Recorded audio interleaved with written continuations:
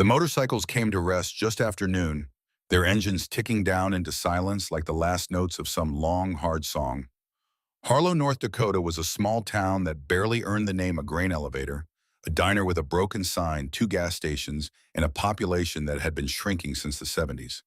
But for 3 days every June, the Iron Ridge Rally turned its empty fairgrounds into something that looked almost like life.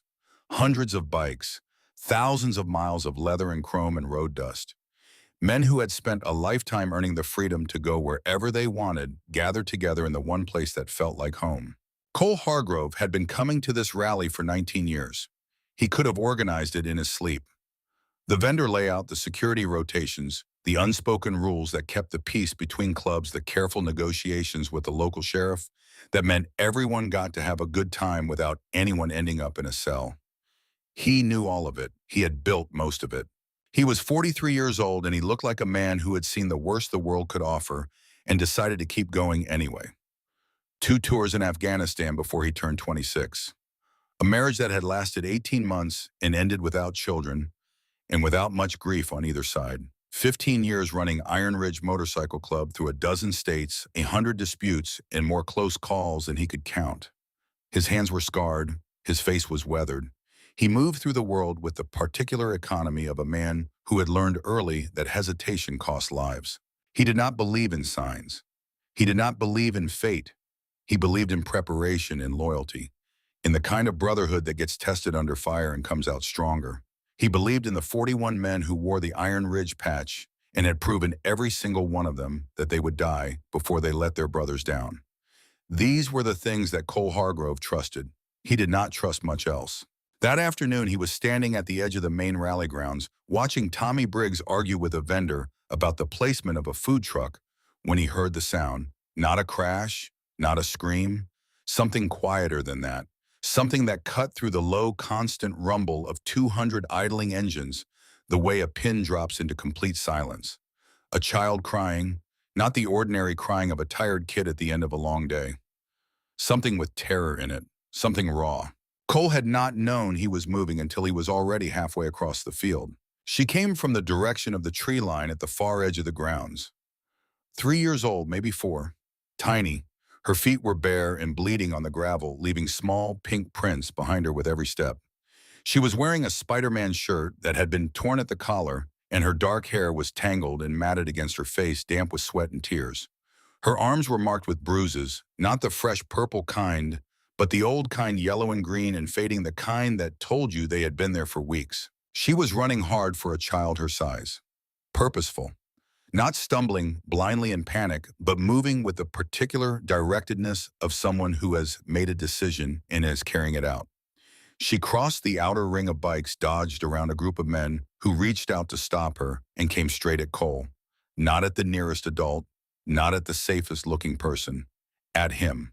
She grabbed his right leg with both hands and held on with a grip that was nothing short of extraordinary for a child that small, and she pressed her face against his knee and made the sound she had been running toward all along. Cole stood completely still. Around him, the nearest bikers had gone quiet. Even the engines seemed to lower their voices. "Please," she said, against his jeans. "Don't let him take me, please." He put his hand on her shoulder without thinking. She was shaking so hard it felt like trying to hold a hummingbird. He looked over her head and saw the man coming across the field, 40 yards back, moving at a controlled, measured pace. Expensive suit, dark tie, the kind of shoes that cost more than most men in this field made in a week. He was smiling. There was something terribly wrong with the smile. It was too practiced, too present, like a man who had put it on that morning and checked it in the mirror and judged it sufficient. "Tommy," Cole said, loud enough. His voice came out level and quiet. Tommy Briggs had played defensive tackle in college and still moved like it. He was at Cole's shoulder in seconds, and without another word, he began turning to face the approaching man, a slow quarter pivot that brought his full 300 pounds of body between the child and whoever was coming. Around them, the nearest bikers started doing the same. Not all at once, organically. The way a wall forms when men who trust each other understand without speaking what needs to happen. The man in the suit stopped about 15 feet out. He looked at the wall of leather and chrome and tattoos, and his smile did not waver. "I appreciate the concern, gentlemen," he said. His voice was smooth and even. educated, the kind of voice that had spent years learning how to make other people relax. This is a family matter. The girl is confused. She has had a difficult few weeks, and she does not fully understand what is happening. Cole crouched down to the child's eye level. She was still gripping his leg, but she had turned her face enough to watch the man over her shoulder with a vigilance that no 3-year-old should have needed to develop. "Hey," he said quietly, "what is your name?" "Ellie." Her voice was barely audible. "Ellie Calloway." "And who is that man, Ellie?" "Victor Marsh." She said the name the way you name something that has been living under your bed. Not quite a whisper, not quite a normal volume, something between. "Does he live with you?" She shook her head one sharp. "He took me. He said he was taking me somewhere good, and then he did not. He took me somewhere else." Cole stood slowly. He kept his body positioned so that she stayed behind him. Victor Marsh had not moved. He was watching Cole with that same careful smile and with eyes that gave away nothing at all. "Sir," Cole said, "I am going to need you to stand where you are while we figure out what is going on here." Victor reached into his inside jacket pocket and produced a wallet, and from the wallet he pulled a driver's license, which he held out at arm's length with the patience of a man who had done this before. "Victor Marsh," he said, "I am the child's legal guardian. Her mother passed away unexpectedly 3 weeks ago, and I was appointed emergency custodian by the court. I have been searching for her since she became separated from me 2 days ago. I have documentation. I understand how this looks, and I am not upset with anyone here for their concern. I would simply like to take Ellie home." "Liar." The word came out of the child at full volume and without hesitation. Every head in the vicinity turned. Ellie had released Cole's leg and taken a half step forward, her small hands balled into fists at her sides. She was looking directly at Victor Marsh with an expression that had no business being on the face of a 3-year-old. "You are a liar," she said again. "I do not have a guardian. I have a mommy. You are not my mommy." Victor's smile shifted by a fraction. "Not much, just enough for Cole to see it." "Honey," Victor said, "we have talked about this. Your mommy is in heaven now. Remember, we talked about heaven. You said mommy was sleeping. She was not sleeping. There was blood. There was so much blood, and you said it was sleeping, but sleeping does not look like that." The silence that followed was the kind that has weight in it. Darla Bishop had been an Iron Ridge member for 11 years, and before that she had spent 3 decades as a licensed child trauma therapist in Billings. She was 62, small and gray-haired, and possessed of the particular stillness that comes from having sat with unbearable things long enough to stop being surprised by them. She had pushed through the ring of bikers during Ellie's speech and was already crouching down beside the child, her voice dropping to the specific soft frequency she had learned to use with children in shock. "Sweetheart, my name is Darla. Can you tell me something about your mommy?" Her name was Jennifer. Ellie said it the way people say the names of the irretrievably gone. "Jennifer Marie Calloway. She made chocolate chip cookies. She sang to me at night, every night. She said she would never let anything bad happen to me." "Where did you live with your mommy?" "Portland. We had an apartment. There was a park across the street with ducks. I fed them every morning. She would bring the bread in a bag." Darla looked up at Cole. Cole held her gaze. In 20 years together, they had learned to speak volumes without words. What he saw in her eyes confirmed what was already moving in his gut. The details were too specific, too consistent, too laced with the particular texture of genuine memory. This was not a coached performance. This was a child telling the truth about the life she had lost. "Mr. Marsh," Darla said, rising. She had the practiced tone of a woman who could make a question sound like a courtroom. "What was Jennifer Calloway's maiden name?" The pause was not long, less than 2 seconds. But Cole had spent his adult life reading the pauses of men under pressure, and this one told him everything he needed to know. "Calloway," Victor said. "She never took my name. We were never married." "What street did the apartment face?" "I do not see why." "Answer the question." Victor adjusted his expression. "We moved frequently for my work. I cannot recall every address off the top of my head." "What work is that?" "Corporate acquisitions. I travel extensively." Darla's voice had gone completely flat. "Does Ellie have any distinguishing marks? Birthmarks? Scars?" Victor's eyes narrowed. "I do not see the relevance of discussing my daughter's physical. Any real parent would know this without having to see the relevance." "She has a birthmark," Victor said. "On her side. I was protecting her privacy." "Ellie," Darla said quietly. "Do you have a special mark somewhere?" Ellie nodded and without ceremony lifted the hem of her Spider-Man shirt. On her left side, just below the bottom rib, there was a birthmark the size of a thumbprint. It was shaped roughly like a butterfly. It had the soft brown edges of something that had been there since the beginning. Mommy called it my lucky butterfly, Ellie said. She said it meant I could fly away from bad things. Cole watched as Victor Marsh's face when the shirt came up.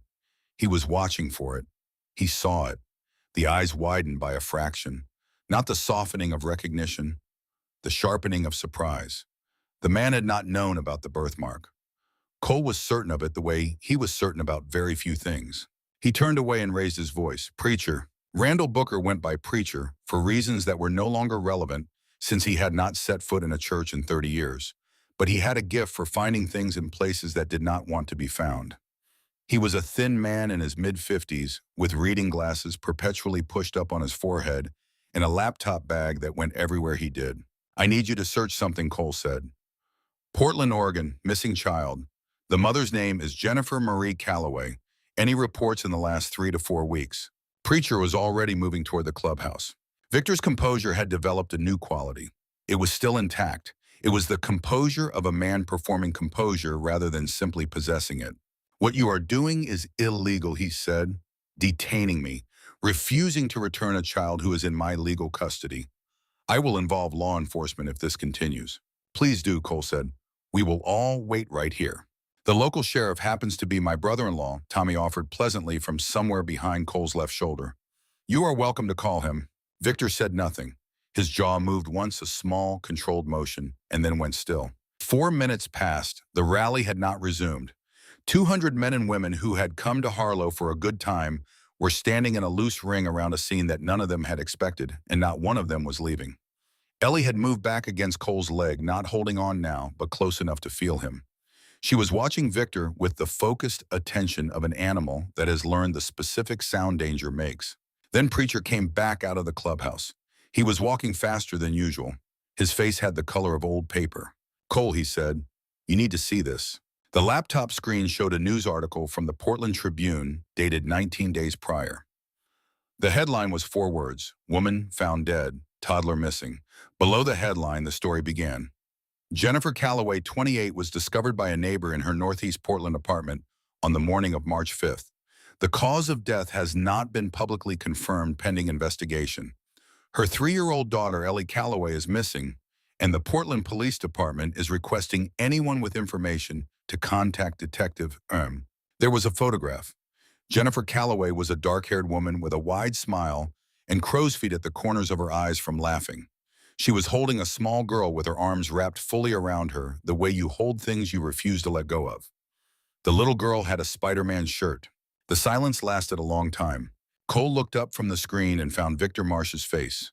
Victor was looking at the laptop with an expression of such studied blankness that it became in its very blankness an admission. That is my mommy, Ellie said softly. She had seen the screen from beside Cole's knee. She said it once quietly, and then she said it again with her full voice. That is my mommy, and she is dead, and he killed her. Victor took one step back, then another. This is a misunderstanding, he said. There are more Jennifer Calloways than you. You said her name not 20 minutes ago, Darla said. You said it before any of us did. There is one Jennifer Calloway with a 3-year-old daughter named Ellie. I am going to go out on a very small limb and suggest that is not a coincidence. I want a lawyer. That is fascinating, Cole said. Innocent people do not usually want lawyers when a child is in danger. They usually want to find out if the child is okay. I am not saying another word without... You do not have to say a word, Cole said. Stand right there. We will handle the rest. Sam Holt arrived 7 minutes later in a county cruiser with the lights going. He was a big man who had played football a long time ago and still carried the posture of someone who was used to being the heaviest person in any room.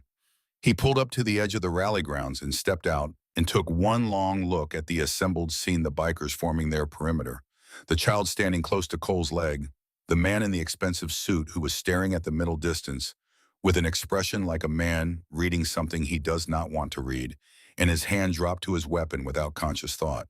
Tommy called, he said we had a situation. This man, Cole said, claims to be the guardian of this child. The child's mother was found dead in Portland 19 days ago. The child has been listed as missing since that date.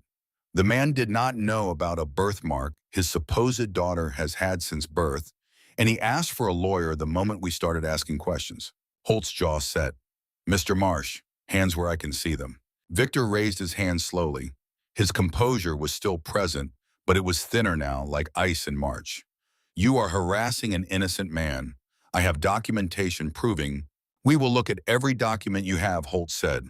At the station. Hands behind your back, please. For a moment, the world held its breath. Victor looked at Holt.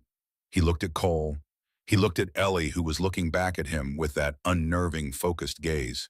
Something moved behind Victor's eyes, then not fear exactly and not guilt, but something calculated and cold that was briefly visible before he controlled it again.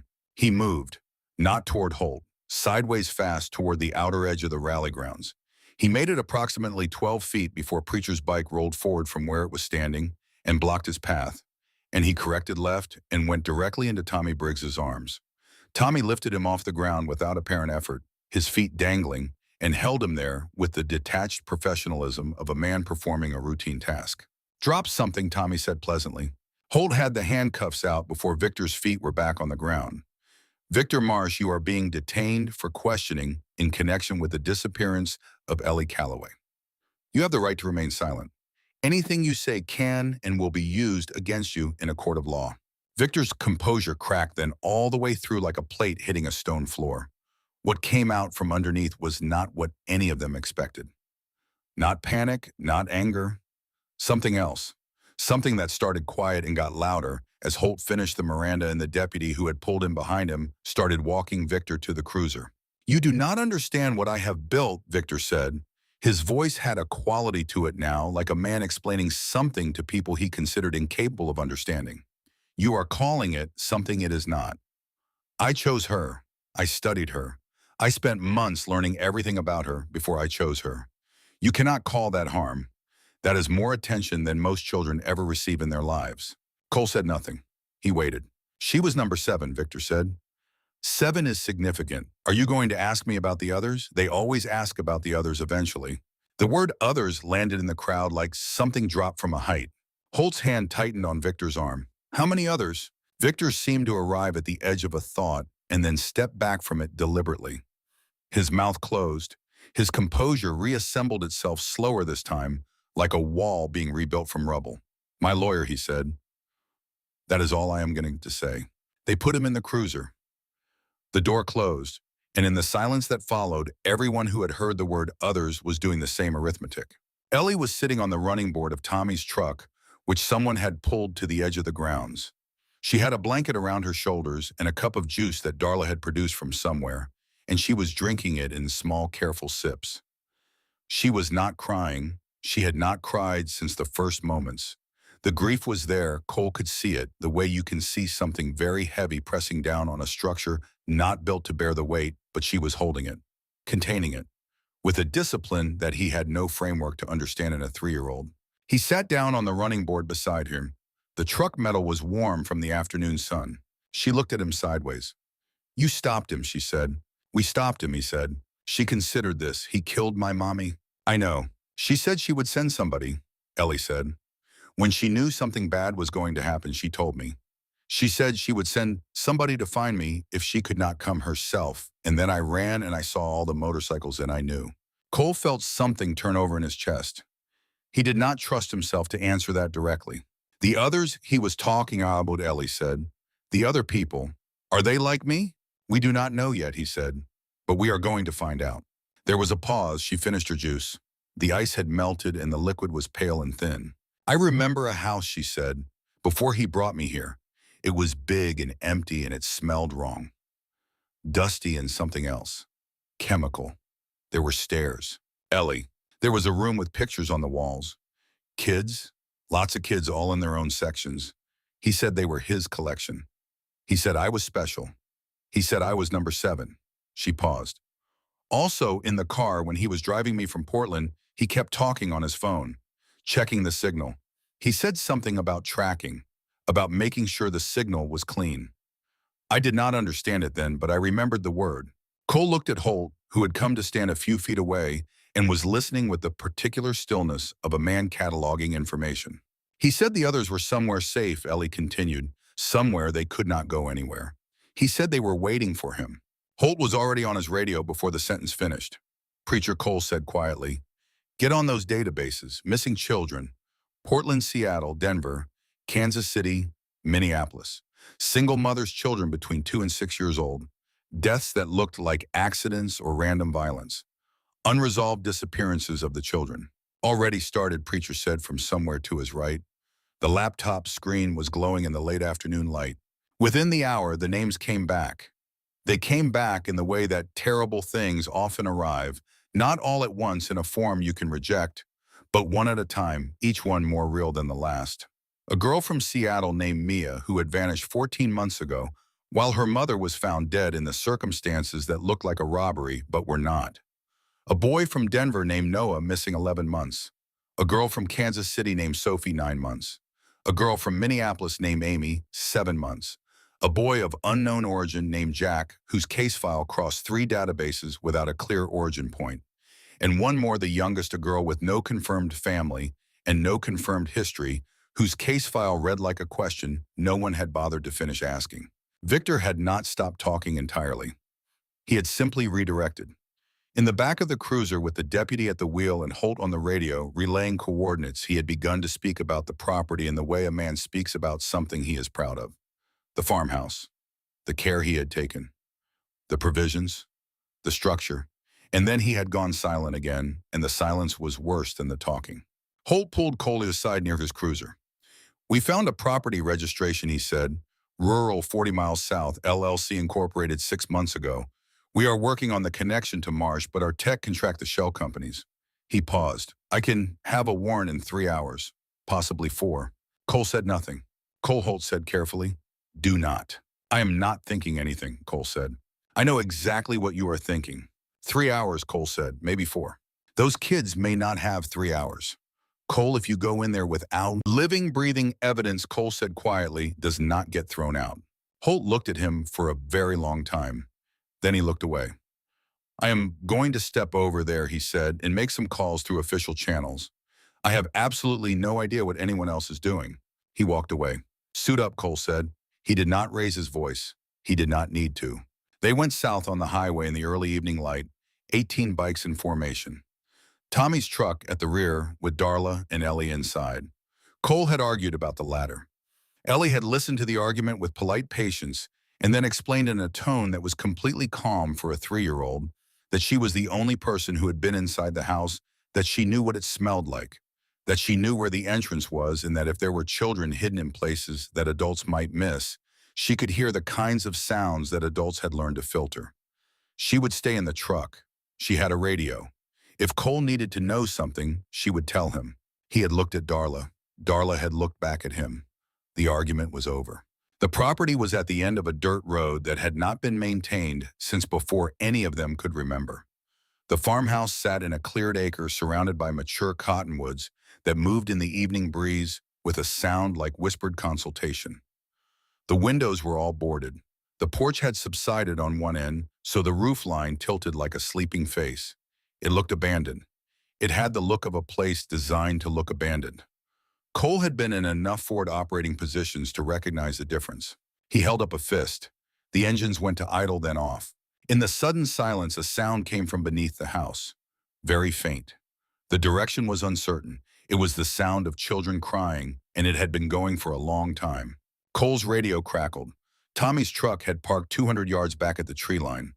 Ellie's voice came through small and certain. "Storm cellar, around back. He used to bring us in that way. It is hidden under the leaves." "Copy that," Cole said. It was exactly where she said. Hidden under years of accumulated debris, a pair of cellar doors set at a slight angle in the ground behind the house. The padlock on the hasp was new expensive quality steel, the kind that communicated intent. Tommy produced bolt cutters from the truck bed with the ease of a man who had learned long ago that certain tools should always be within reach. The lock gave way. The door swung open. The smell that came up from below was the smell of human beings kept in a space too small, in a fear too large for a very long time. Cole had smelled versions of it before, in basements overseas, in places where people had been held. He had hoped he would never smell it again. He went down, first flashlight in his right hand. The basement was larger than it should have been. It ran the full footprint of the house above, and in the deep shadow at the far end, 6 children were huddled against the wall. They had formed a kind of arrangement among themselves. The oldest one, a girl who looked about 5 or 6, had positioned herself at the outer edge with the others pressed behind her. She was watching the light with an expression that was not hope. It was the expression of someone who had been offered hope before and learned what came after. Cole stopped moving.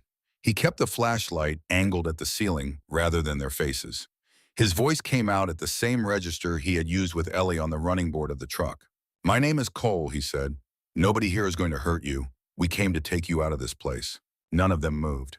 "I know you do not have any reason to believe me," Cole said. "I would not either if I were you. But I have someone who wants to talk to you. She is not down here. But she knows where here is because she was here with you." He raised his radio. He held it up. "Hi," said Ellie's voice from the static. "It is me, Ellie. The man who kept us here, he is in a police car now. These people stopped him. I know they look scary, but they are the good kind of scary. They gave me juice." The silence stretched. Then the oldest girl very slowly let out a breath. "Is he really gone?" she said. "He is gone," Cole said. "He said he would always find us if we ran. He said it did not matter how far." "He was wrong," Cole said. The oldest girl looked at the others. Something moved between them, some communication that had developed in the dark over months of proximity, some shared language built from necessity. Then she stood up. "I am Mia," she said. "He took me from Seattle." One by one, the others gave their names: Noah, Sophie, Amy, Jack, and the smallest barely old enough to form the word, a girl with matted blonde curls, who held Mia's hand with both of hers and whispered her name like it was a secret she had been keeping safe. Rose. 6 children, 6 cities, 6 families taken apart. "Let us go home," Cole said. Getting them up the stairs took nearly an hour. Some of them could barely stand. All of them flinched from the light when the cellar doors opened and the evening sky came through. They had been in the dark long enough that normal daylight felt like an assault. Darla came down when the coaxing stalled, and she led them up one at a time, her voice never changing pitch, her hands never rushing. By the time all 6 were above ground, Holt and 2 state police cruisers had arrived at the tree line, followed by 2 ambulances and a van from County Child Protective Services. The children were wrapped in blankets. They were offered water and food. Paramedics moved among them with the careful efficiency of people trained to assess damage without showing what they are seeing. And through all of it, the children kept moving toward the bikers, not toward the uniforms, not toward the social workers in their lanyards and sensible shoes, toward the men with the leather jackets and the scarred hands who had come down into the dark to find them. Cole sat on the tailgate of Tommy's truck with Rose on his knee. She had not spoken since she said her name. She was 2 years old and she weighed next to nothing, and she had her fingers wrapped around his thumb with a grip that was not letting go. Beside him, Ellie sat with Mia's head on her shoulder, and Mia, who was 5 or 6 and had been in that basement for over a year, was letting her. Without explanation. Without negotiation. As though it were simply the natural order of things. "You did real good," Cole told Ellie. "Finding us. Bringing us here." Ellie was quiet for a moment. She was watching the paramedics work, watching the flicker of lights from the official vehicles parked at the edge of the tree line. "I told you," she said, finally. "Mommy sent me." Cole did not answer that. He held Rose a little more securely and watched the last pale light go out of the North Dakota sky, and somewhere in the space between what he believed and what he could not explain, he allowed for the possibility that she might be right. In the county jail, Victor Marsh sat in a holding cell and said nothing more that night. His lawyer had arrived. The conversations that mattered now would happen in other rooms, in other languages, the language of evidence, of jurisdiction, of the slow machinery of justice. But the children were out of the ground, and they were alive, and they had faces and names, and the people who loved them were already being called.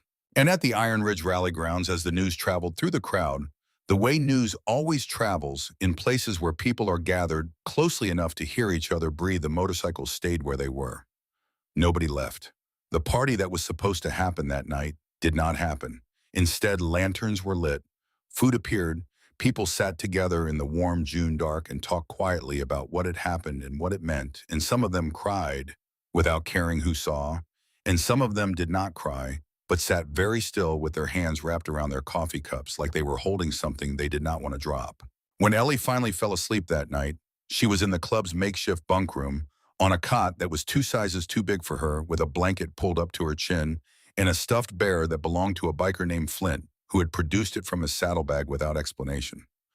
Cole sat on the floor beside the cot with his back against the wall. He had not planned to stay.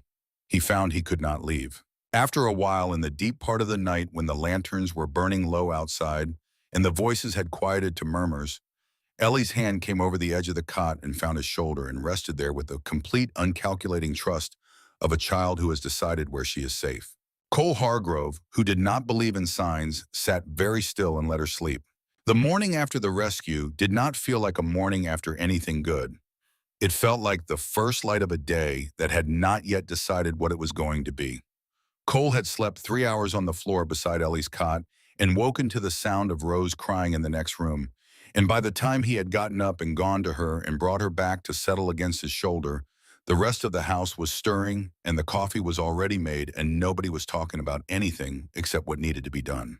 There were 7 children now in Iron Ridge's temporary care.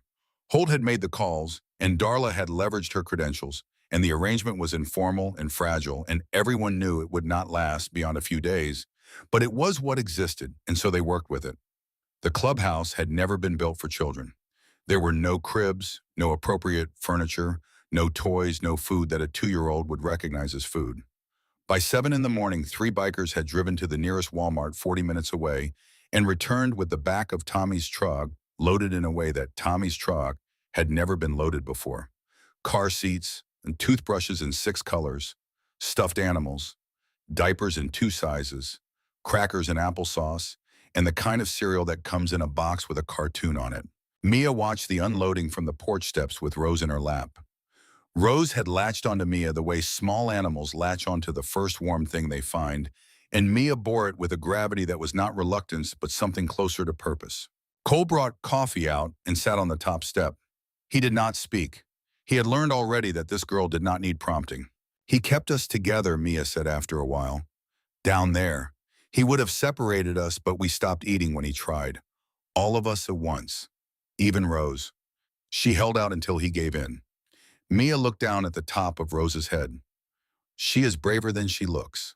Cole drank his coffee. "Where are your people, Mia?" "My grandmother. In Seattle."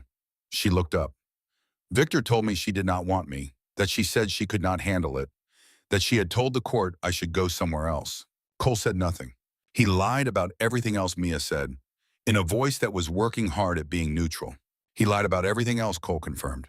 She looked back at Rose. "Okay," she said. Special Agent Dana Reeves arrived from the Minneapolis field office at 10 that morning. She was in her early 40s with the specific economy of movement that comes from a career spent walking into situations that could turn bad. She shook Cole's hand, looked at the 7 children distributed around the clubhouse in various states of tentative recovery, and spent a long time not saying anything before she said anything. "I have been working abductions for 15 years, she said finally. "I have never seen a case structured the way this one is," Serial Cole said. "Deliberate, methodical. He was choosing based on criteria we are still working to understand. Single mothers, limited extended family children in a specific age range. High vulnerability, low institutional visibility. He was very good at identifying people who would not be looked for hard enough. How long? Best reconstruction puts it at 3 years minimum, possibly longer. The 6 from the basement plus Ellie, that is 7 current cases. But there are gaps in his history, periods of several months where we cannot account for his movements or activity." Cole waited. Agent Reeves looked at him steadily. "We are not going to pretend those gaps are vacations." "No," Cole said. "We are not." The parents who survived came throughout the day and into the next. They came the way people come when something terrible has happened and then partially unhappened, with the jagged, barely functional relief of people who have been preparing for grief and been given something else instead. They held their children for a long time in the parking lot of the Iron Ridge Clubhouse. They held them in the specific way of parents who have spent months imagining what it would feel like to do exactly this. Noah's father drove 11 hours from Denver without stopping. Sophie's aunt arrived with a paper grocery bag of Sophie's favorite things assembled over months of hoping. Amy's older brother, 21 and trembling in a way he could not quite control, sat on the ground outside and let Amy come to him at her own pace, which was slow, and waited with the patience of someone who had learned that this was what was required. Jack's grandfather arrived with a lawyer and custody paperwork already filed in 3 jurisdictions because he had never stopped preparing for the day he would need it. Cole watched each reunion from a respectful distance. He watched the children move between their families and the bikers with a wariness that was not coldness, but was something close to it. The families were real. The love was real. But the children had spent weeks or months in a structure where their survival had depended on each other, and the instinct toward that structure did not simply dissolve because the crisis had technically ended. Mia's grandmother arrived on the second day. Her name was Suni Weston. She was a small woman in her late 60s who walked into the clubhouse like she owned it and stood completely still for the first 3 seconds after she saw Mia, and then the stillness broke all the way open. She held her granddaughter for 4 minutes without releasing her. Cole counted without meaning to. When Suni finally raised her face from Mia's hair, her eyes went around the room with the clear assessment of a woman who wasted nothing. Not time, not attention, not affection.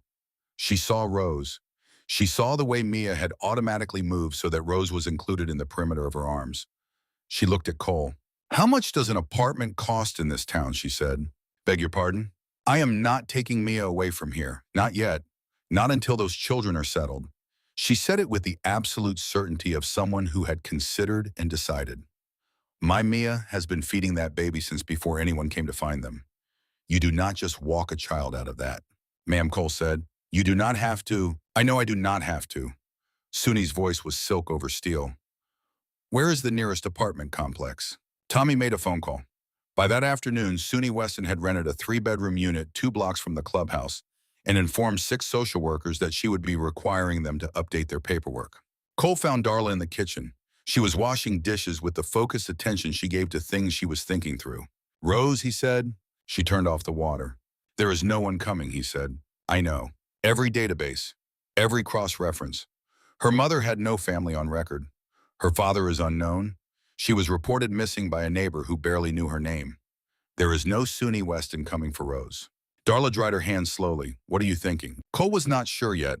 He was still feeling the shape of it. He went back to the main room and found Rose where she almost always was now, near Ellie, within arm's reach of Ellie, watching Ellie with the concentration of a child who has decided that this is the person whose movements matter. Ellie was stacking blocks. She was explaining the structural logic of the tower to Noah in a tone of complete seriousness. She noticed Cole and looked up. "Rose does not have anybody," Ellie said. It was not a question. Cole crouched down. "How do you know that?" "Because nobody came for her. She waited while everybody else got somebody. She kept watching the door." Ellie looked at Rose, and nobody came. Cole looked at Rose. Rose looked back at him with the calm, measuring gaze she had developed. She was 2 years old, and she had been in the basement for 8 months, and she weighed 19 pounds, and she was assessing him the way a much older person would assess something they were deciding whether to trust. "She has us," Cole said. Ellie considered this with appropriate seriousness. Then she reached out and pulled Rose into her lap with the competent, unsentimental practicality of a child who has decided that something is her responsibility and is simply getting on with it. "Okay," Ellie said. "Then we keep her." It was not the right time to explain to a 3-year-old the difference between keeping someone and legally adopting them, and the requirements that stood between those two things, and the months, and the evaluations, and the home studies, and the paperwork. Cole understood all of that. He had already started making calls. He found Margaret Alvarez through Dana Reeves, who described her as the best child advocacy attorney in the upper Midwest and the most difficult person she had ever been glad to be on the same side of a case as. Margaret was 60 years old, traveled with a rolling briefcase the size of a small suitcase, and wore blazers the color of serious decisions. She arrived at the clubhouse on day 3, shook exactly no one's hand before she had surveyed the room, and then shook everyone's hand in a specific order that suggested she had already ranked them by relevance. "My brother rode with the Tucson chapter of a different club for 20 years, she told Cole during the first 5 minutes of their conversation. "So do not waste time convincing me that motorcycle clubs are capable of functional human decency." "I know they are. Tell me what you want," Cole told her. She listened without interrupting. She took notes on a yellow legal pad in handwriting so small it was nearly illegible. When he finished, she was quiet for a moment, tapping the pen against the pad. "Ellie and Rose are the priorities," she said. "The other children have family, complicated family situations in some cases, and we will need to monitor and support, but there are people to advocate for them. These two have you. Can I adopt them? You personally or the organization? Is there a difference? Legally, yes. Practically, if we are creative, maybe less so. She leaned back. Here's what I think. We incorporate Iron Ridge as a nonprofit. Child welfare focus. Darla becomes the executive director on the basis of her credentials.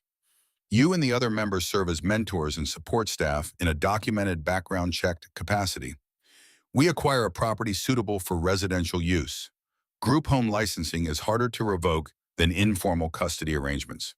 And we build the adoption case for you and Ellie and Rose simultaneously with the nonprofit structure as the demonstration of stable child-focused community. That sounds like a lot of paperwork. It is a lot of paperwork. Margaret looked at him steadily. Do you want to do this, or do you want to keep having this conversation? Both, Cole said, starting with the paperwork. Victor Marsh was denied bail at his initial hearing. The evidence was not subtle. His motel room in Harlow contained, among other things, a wall of photographs that now constituted exhibit after exhibit in what was shaping into a federal case spanning 5 states. 7 children, 7 sections, months of surveillance documentation for each. Agent Reeves's team was still tracing the network of shell companies through which Victor had funded his operation, and each layer they peeled back revealed something worse than the last. The man had been doing this for years. He had been very good at it. He had also been very good at choosing defense attorneys. The one who appeared for his arraignment was from Minneapolis, wore a watch that cost more than most people's cars, and immediately began laying the groundwork for a mental illness defense. He is claiming he had a delusional attachment to the children, Dana told Cole on the 4th day, that he genuinely believed he was providing them something their parents could not, that the deaths were not premeditated violence but panic responses when the mothers tried to prevent him from taking what he saw as his. That is garbage. I know it is garbage. So does every prosecutor in the building. But juries have been sympathetic to garbage before, and his legal team is very good at what they do. What do we need? Testimony from the children would be ideal. Ellie would be the most articulate, the most credible. Cole went cold. She is 3 years old. 3.5, Dana said, and more cognitively present than most 6-year-olds I have worked with. I am not saying it is a good option. I am saying it might be a necessary one. Find a different option, Cole said. He said it quietly in the way he said most important things, and Dana Reeves heard what was underneath the quiet, and she went back to her team, and they found a different option. They found several different options, and they built the case from each of them simultaneously, and what emerged was not dependent on placing a small child in a courtroom with the man who had stolen her from the life she was supposed to have. The request for supervised visitation came on a Tuesday. Margaret called Cole at 8 in the morning. Her voice had a particular flatness that he had come to recognize as anger being tightly managed. Victor's legal team has filed a motion, she said. He is claiming emotional bonds with the children. They are calling it attachment theory. They have a psychiatrist prepared to testify that denying him contact constitutes psychological harm to children who have formed dependency relationships with him. Cole was quiet for a moment. He was sitting on the back steps of the Iron Ridge house. The children were inside having breakfast. He could hear them, the sounds of spoons against cereal bowls, and the particular chaotic music of 7 children eating in the same room. What does that mean in practice, he said. It means a judge might order supervised contact, an hour a week in a controlled setting with professionals present. Cole put his hand flat on his knee and breathed in through his nose. Tell me you are fighting it. I have been fighting it since my phone rang with the notification this morning, Margaret said. I have 3 child psychologists, 2 trauma specialists, and a forensic psychiatrist who will testify to the damage that forced contact with an abuser causes in children who have been held by that abuser. But I need you to be prepared for the possibility that the judge does not see it our way. He is not going near them. I know that is your position. I am asking you to be prepared for the legal system to disagree with your position. The hearing was set for Friday. Cole spent Thursday evening with each of the children finding ways to explain, without explaining, to prepare without frightening.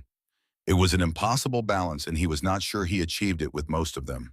With Ellie, he did not try to balance anything. He sat on the edge of her bed and told her the truth, which was that a judge was going to decide tomorrow whether Victor was allowed to see them, and that he and Margaret and Darla were going to argue as hard as they had ever argued that the answer was no, and that he was going to do everything in his power to make sure she never had to be in the same room with that man again. Ellie sat with this for a while. But you are not sure, she said. I am not 100% sure, Cole said. No. She thought about it some more. What if the judge says he can? Then we appeal. Then Margaret appeals the appeal. Then we keep going until the answer is no. What if we cannot make the answer no? Cole looked at her. He thought about how to say the next thing. Then you do not go, he said. You are going to be in a room with me and Darla and Margaret and the judge, and I will not let that happen. Ellie looked at him with the steadiness that he still could not entirely account for in a child this age. I trust you, she said, not because you are big, because you came when I ran. Mommy said the people worth trusting are the ones who come when you run. Cole cleared his throat. He looked at the ceiling for a moment. Get some sleep, he said. She lay back. Her hand came up and found his arm and rested there. He sat beside her until her breathing changed. The courtroom on Friday morning had the particular tight quality of a room where something is going to be decided and everyone in it knows it, and most of them are afraid of what it will be. Victor was brought in through a side door in a county-issued jumpsuit, handcuffed, flanked by 2 deputies. He sat beside his attorney and looked at nothing in particular with the expression of a man who had considered his position and found it tenable. Cole sat in the gallery with Darla.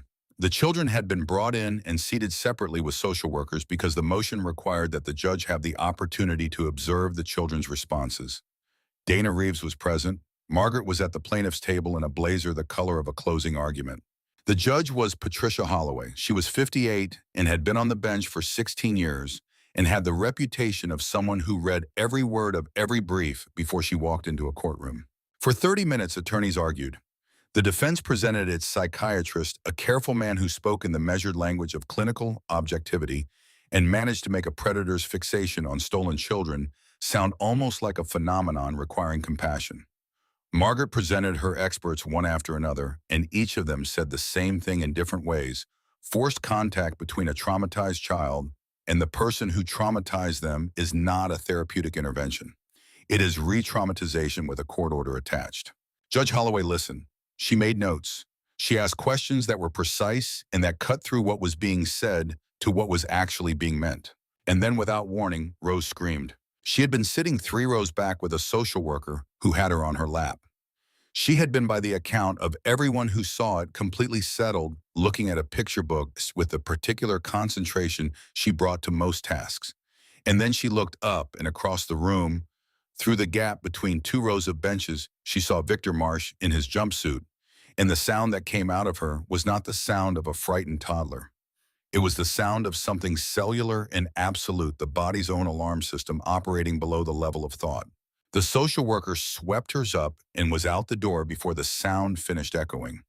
But the sound itself remained in the room. It sat in the air the way certain sounds do. It could not be unreached. Judge Holloway set down her pen. I have presided over a great many difficult hearings in this courtroom, she said. The defense attorney began to rise. She did not look at him. I have heard arguments about attachment and bonding and the psychological complexity of relationships formed in abnormal circumstances. She looked directly at Victor Marsh. What I have not heard in 16 years is a sound like that from a 2-year-old child upon seeing the person whose company the defense claims she would benefit from. The defense attorney was on his feet. Your Honor, the child's response is consistent with generalized anxiety, and your client chose these children, Judge Holloway said, according to his own statements. He chose them, studied them, and took them from the people they belonged to. Whatever bond exists between them was not built. It was installed by fear and isolation and the complete removal of any alternative. She looked at the defense table for a long moment. The motion for supervised visitation is denied. I am issuing a protective order effective immediately. Mr. Marsh is to have no contact, direct or indirect, with any of the 7 children identified as victims in this case. Any violation of this order will result in immediate remand pending trial. Victor's attorney was still speaking. Judge Holloway was no longer listening. As the deputies moved to escort Victor back through the side door, he turned his head and found Cole in the gallery. He smiled. It was the same smile from the rally grounds. The one that said, this is not over, and I know something you do not, and I have more patience than you can imagine. Cole smiled back. His smile said, so do we. Outside the courthouse in the pale, late morning light, Darla was holding Rose against her shoulder. Rose was no longer screaming. She had her face pressed against Darla's neck and was breathing in the careful, deliberate way of someone who has decided to be done with the worst of it. Is he gone? Rose said. It was the first complete sentence she had spoken since the basement. He is gone, Darla said, and he is not coming back. Promise, promise. Rose considered this for a moment. Then I want Cole. Cole took her. She wrapped around him with the particular grip that he was beginning to recognize as specific to her. Both arms, knees up, face against his chest, the fullness of her small body committed to the contact. We go home, she said. Yeah, he said. We go home. The drive back was quiet.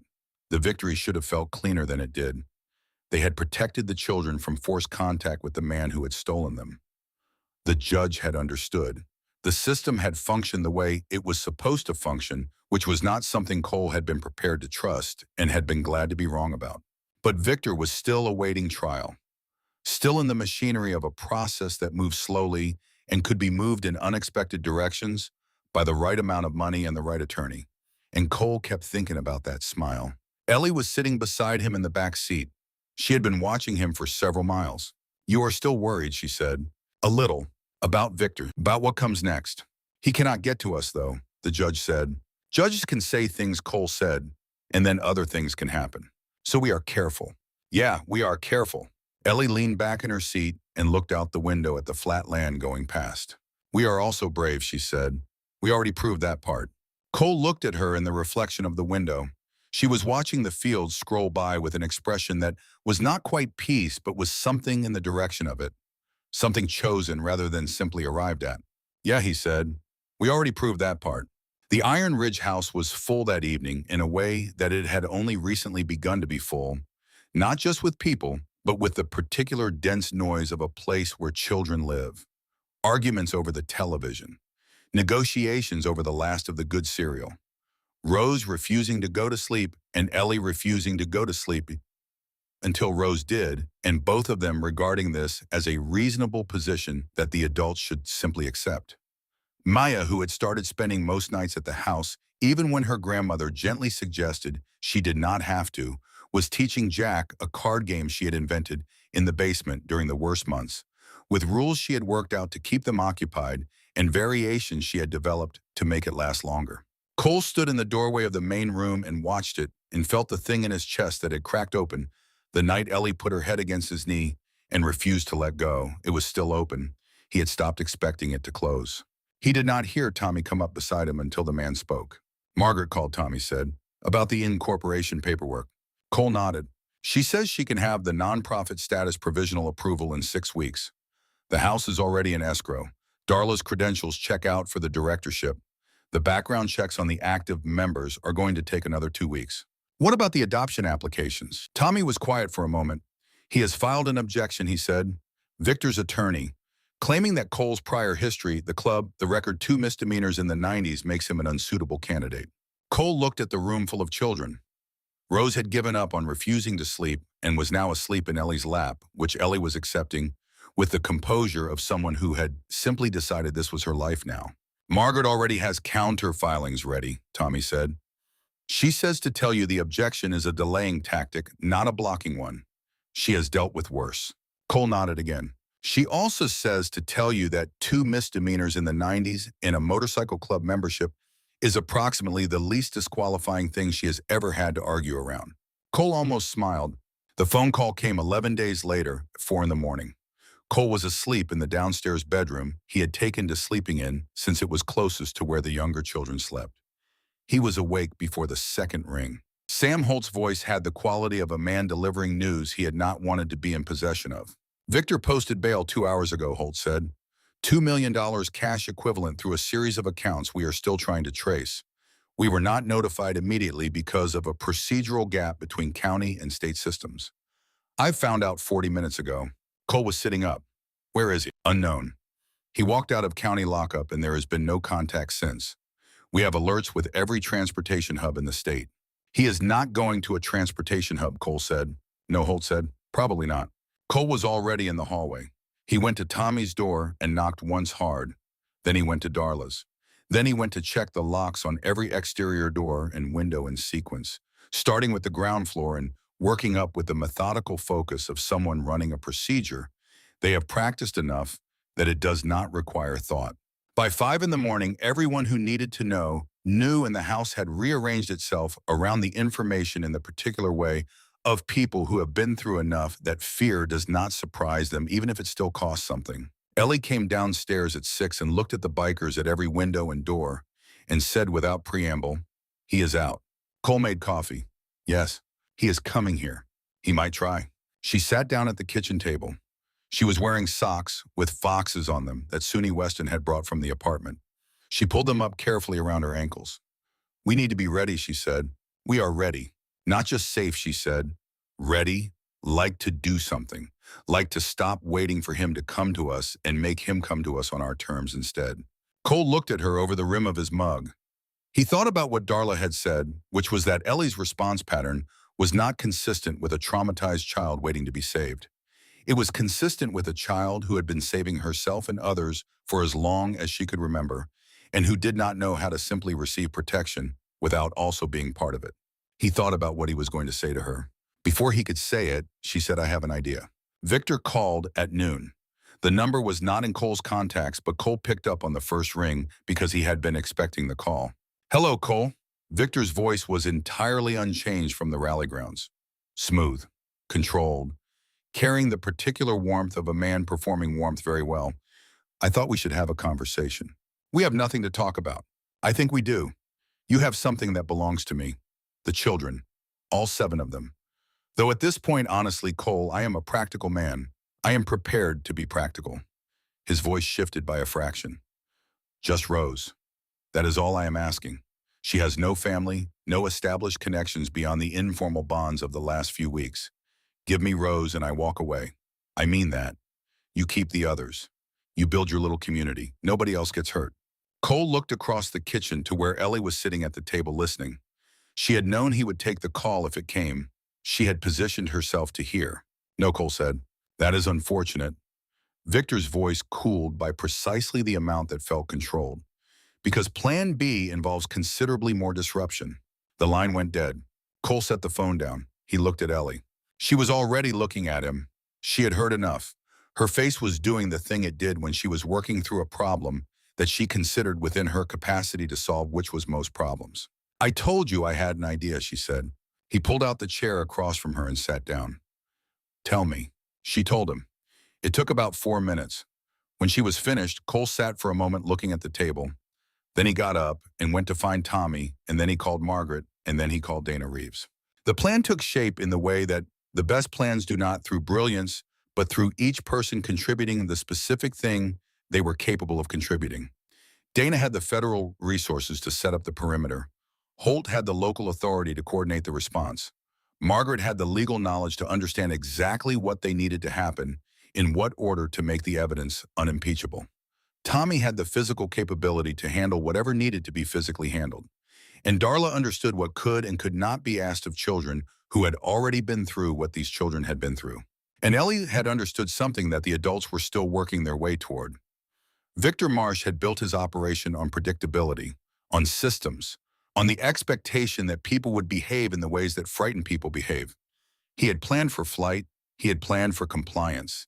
He had planned for negotiation. He had not planned for a 3-year-old who had already decided she was done being afraid. They needed a reason to move. Holt confirmed through channels that Victor's network included at least 3 individuals with prior criminal records and tactical training, the kind of men who did not come cheap and were not hired for conversation. This was not a man who intended to negotiate. This was a man who intended to take. That changed the calculus. That changed everything. Dana reached out to her supervisor in Minneapolis, and within 6 hours the resources shifted. A team of 4 federal agents would be embedded in the surrounding area, invisible to anyone watching. 2 of Holt's deputies, the ones he trusted most, would be positioned at specific points around the Iron Ridge property, and the rest of the plan was Cole's. It was not complicated. The best plans never were. They found the listening device in the wheel well of the club's requisitioned van, exactly where Ellie had suggested it might be based on what she had heard Victor say on his phone during the drive from Portland, all that talk of signals and tracking and making sure the device was reading clean. A 3-year-old sitting in a car seat in the back of a vehicle had listened to a man she was terrified of and filed away words she did not fully understand, and now those words were the thing that undid him. Tommy held the device up in the late afternoon light, small and flat and unremarkable, the kind of thing you could order from 3 different websites for under $100. It had been doing its job for however long it had been in the wheel well, and they had been doing theirs without knowing they were being listened to. They left it in place. That evening, near the van in the window of time when reception was strongest, Cole and Tommy staged a conversation. Cole made sure his voice carried the weight of a man at the absolute end of what he could sustain. "I cannot keep doing this," Cole said. The words tasted like something they were not. "We cannot run forever. We cannot protect all of them indefinitely. He is going to get to us eventually, and we keep burning resources we do not have." Tommy said his lines, "You are not seriously considering talking to him. I am considering what those kids deserve. Not what we can manage to hold together with 18 bikers in a nonprofit application that is not even approved yet." "You cannot mean Rose. You cannot be thinking about what he offered. I am thinking about what is sustainable. I am thinking about what we can actually protect and for how long." A pause that was precisely calibrated. "We are going to be in the East Wing tonight. Just me and the younger kids in Darla. Everyone else take the West. Give me time to think." He walked away from the van. Then they waited. The house was not quiet that night, but it was quieter than usual. The children ate dinner. Rose fell asleep early, which she had begun doing when the day had been emotionally heavy, her small body simply requiring the withdrawal. Mia read to Jack. Noah and Amy played the card game with the focused seriousness of children practicing something that had kept them alive, doing it now simply because they enjoyed it. The muscle memory of survival translating itself slowly into the muscle memory of ordinary life. Ellie stayed up. Cole had tried to explain that she did not need to be involved in what was happening tonight. He had tried 3 times. The third time she had listened all the way to the end and then said, "I know where Rose's room is in the dark. You do not.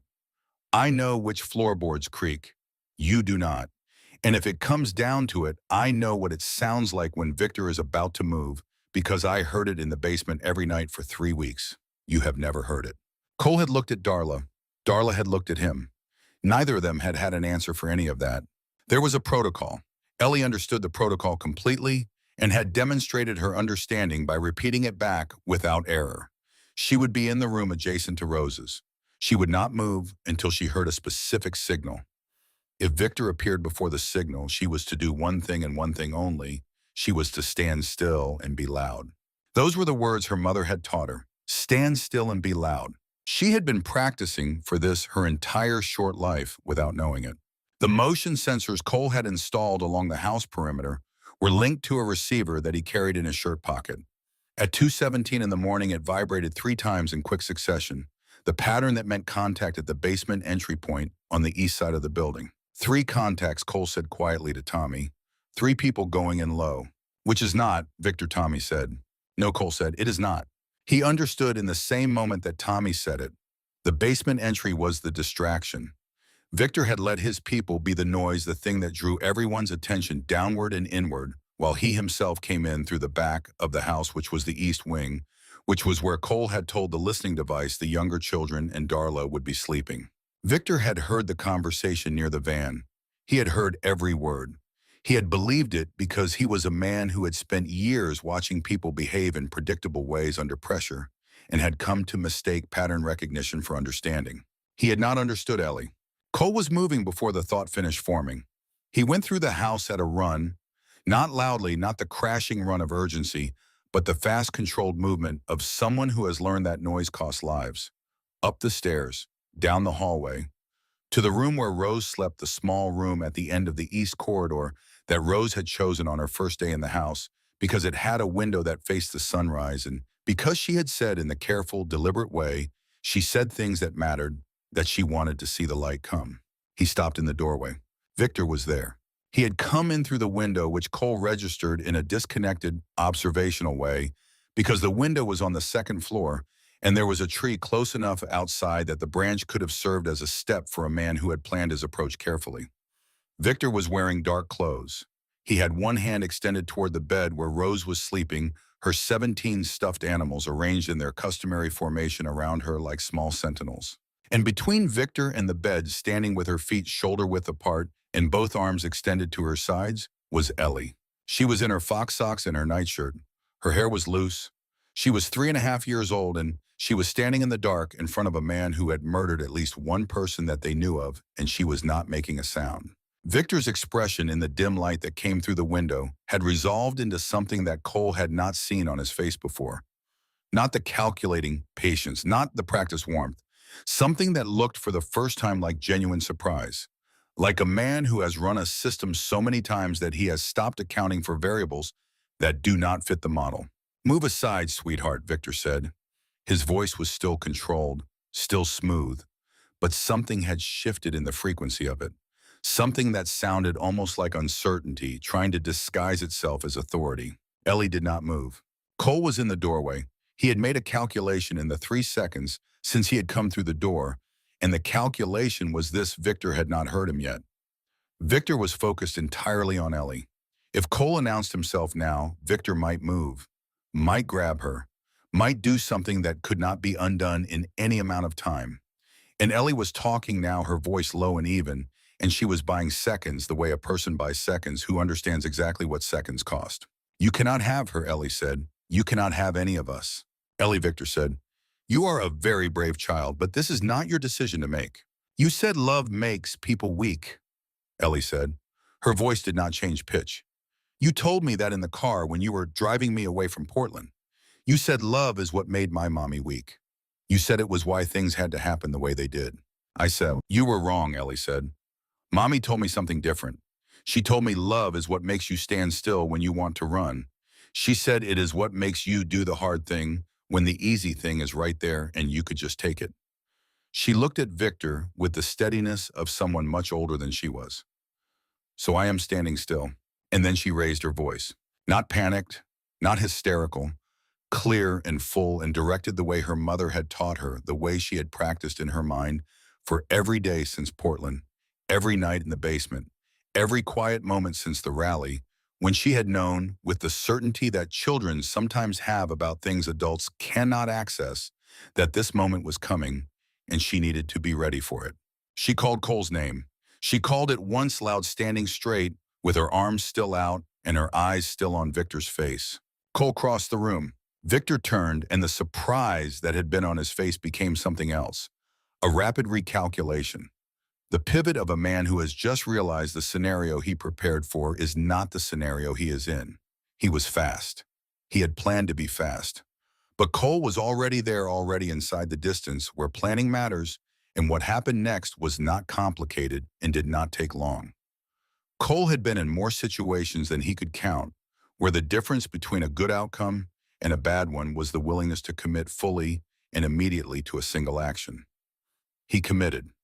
Victor went down hard on the wooden floor of the small room at the end of the east corridor and did not get up again before Tommy and Preacher were in the doorway, and Dana Reeves's team was coming through the lower levels with the organized, controlled sound of a situation being resolved by the people positioned to resolve it. The device in Victor's jacket pocket was a garage door opener with a strip of electrical tape across the casing. That was all it was. He had played the bomb the way he had played everything else as a psychological instrument, because psychological instruments were the ones he had spent his life perfecting. They had worked until the moment they met someone who had decided not to be afraid of them anymore. Rose was awake in her bed.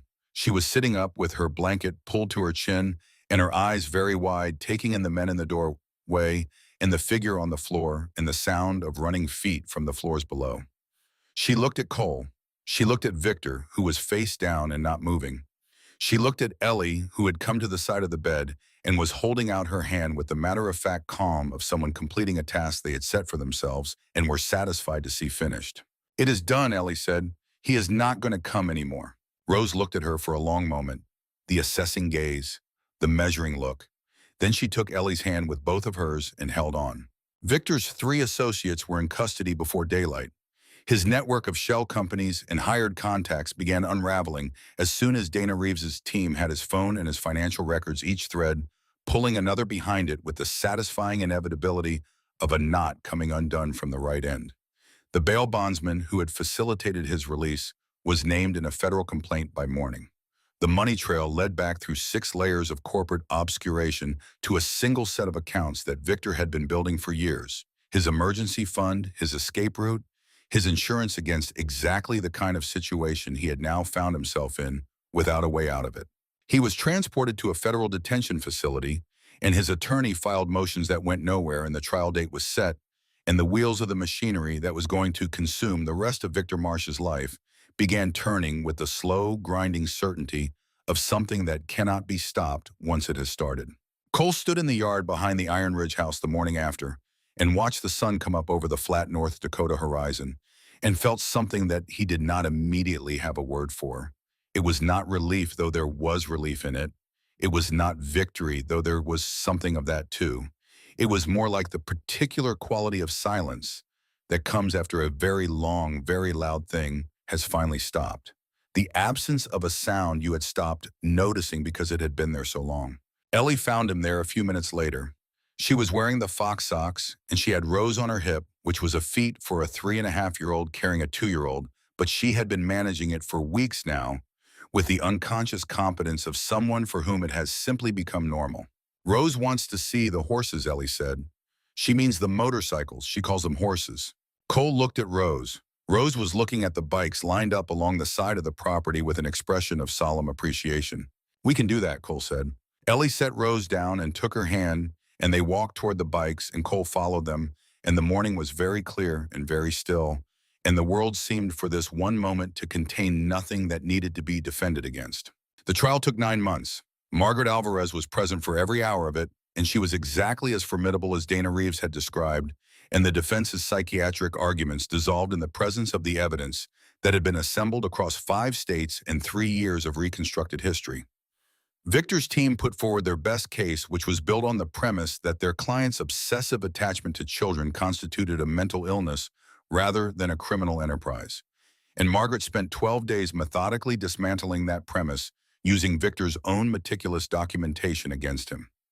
A man in the grip of a delusion does not conduct months of systematic surveillance and build networks of shell companies to conceal his activities.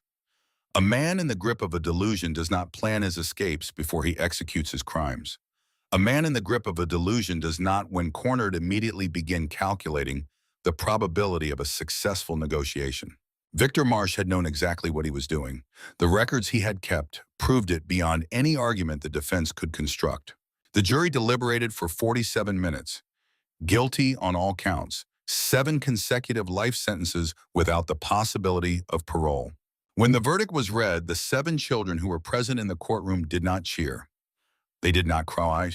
They sat in a row with their various families and guardians around them, and they held each other's hands, and they breathed. And the breathing was enough, because it was the breathing of people who had come through the far side of something and were still there to breathe. Ellie's hand found Cole's in the moment the verdict was announced and did not let go for a long time. The adoption paperwork was finalized 4 months after the trial.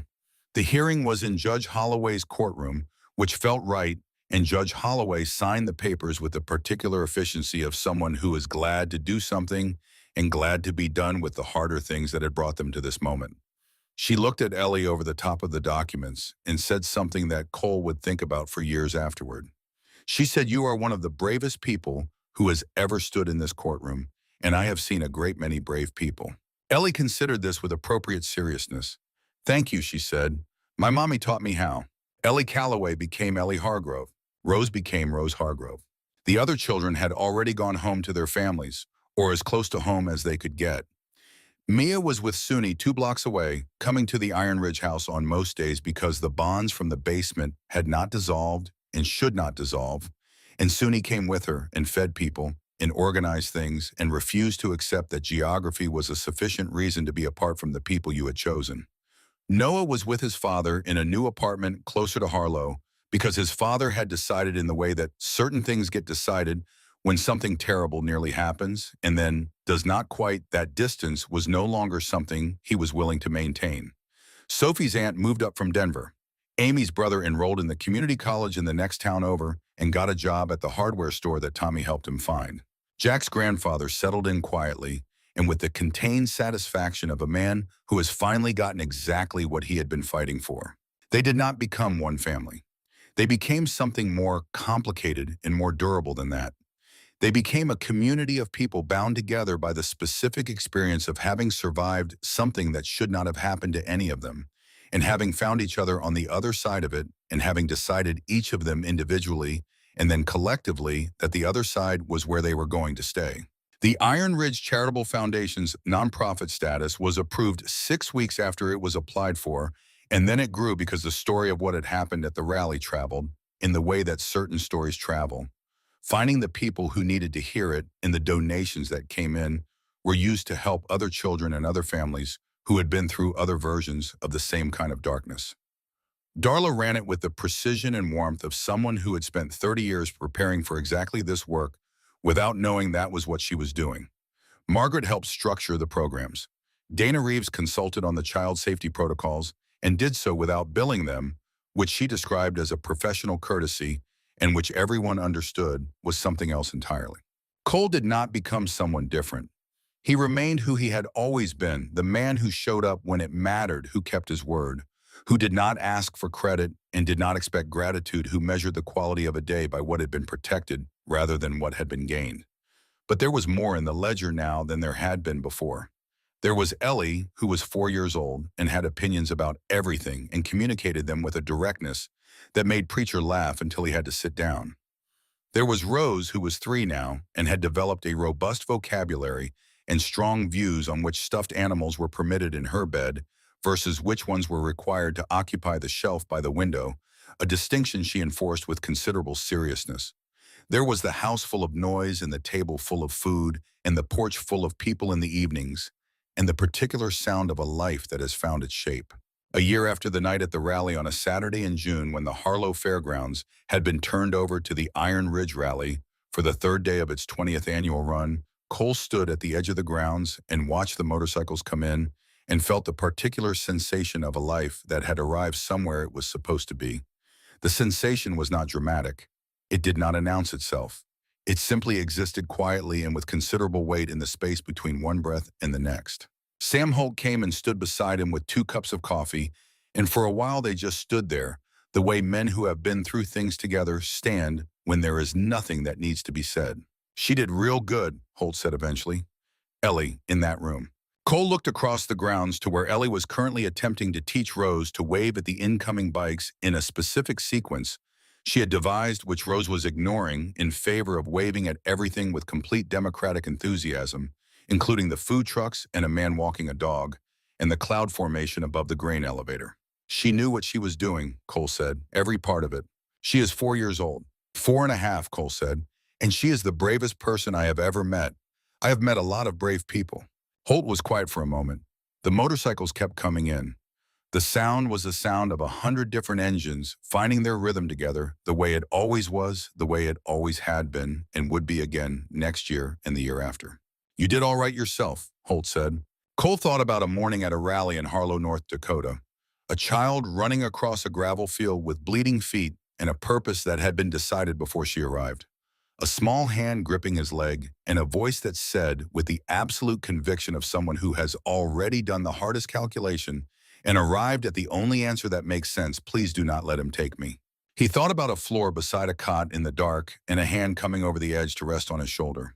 He thought about a room at the end of a hallway in the deep part of the night and a child standing with her arms out and her voice full and her feet planted on the floor because her mother had told her once that love is what makes you stand still when you want to run, and she had believed it, and she had been right.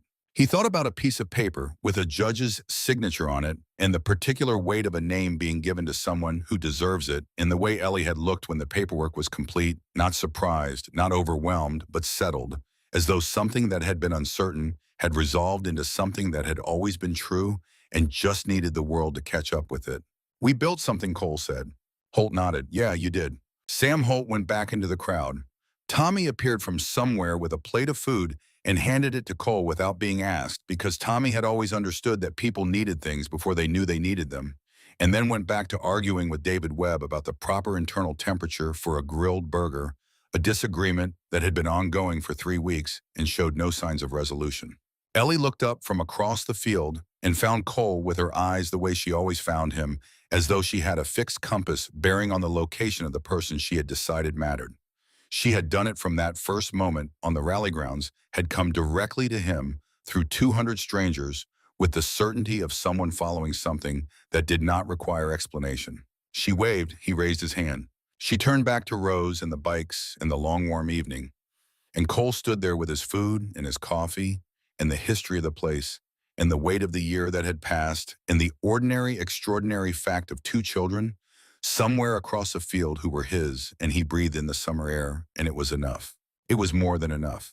Later that evening, when the rally had quieted to its night frequency and the lanterns were burning along the edge of the grounds and most of the children had been persuaded toward sleep, or at least toward bed, Cole found himself sitting on the back steps of the Iron Ridge house in the dark. The same steps where he had taken his coffee on mornings when the house was still finding its shape. The same dark sky with the same stars. Different everything else. Darla came out and sat beside him. She had a cup of tea. She sat with the particular quality of presence that she had developed over 30 years of sitting with people who needed to not be alone, which was different from the presence of company and closer to the presence of witness. "You know what she told me this morning," Darla said. "Ellie." Cole waited. "She said her mother used to tell her that when you love someone, you carry them with you. That they do not go away when they are not there, they just change the shape of the space inside you. She said she thinks her mother is still there, just different." Cole looked at the sky. "She asked me if I thought that was true," Darla said. "I told her I had been a therapist for 30 years, and the honest answer was that I did not know for certain, but that it was the most useful thing I had ever heard anyone say about loss, and that useful things have a way of being true even when we cannot prove them." "What did she say?" "She said," Darla smiled, "she said that was a very long way of saying yes." Cole almost laughed. He came close. They sat for a while in the comfortable silence of people who have been through something together and come out the other side still speaking.